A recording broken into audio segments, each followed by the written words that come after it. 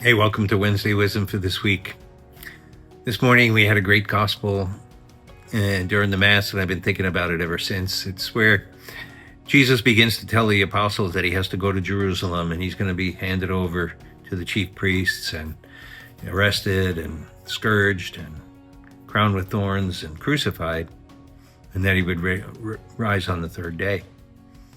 And immediately the whole narrative shifts to James and John and their mother coming to Jesus, and the mother's saying to Jesus, can my two sons sit on your right and left in the kingdom? And then all the apostles start arguing with each other that they were so bold to want the first places in the kingdom. And Jesus has to call them all aside and just say, listen, you have to be servant leaders, right?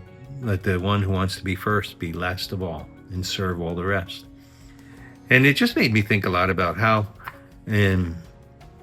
we can be, Jesus says something very hard to us, right?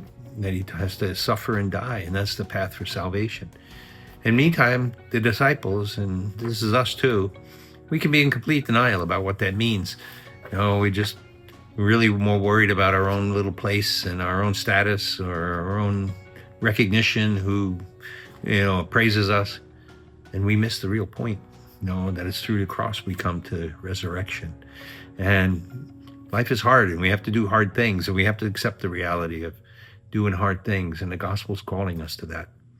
And so let's, every time we get a chance to examine our conscience at night, just ask if we've been small-minded and petty, or whether we're really seeing things the way Jesus sees them, and we're ready to embrace the reality even when it's hard. That's the way to happiness.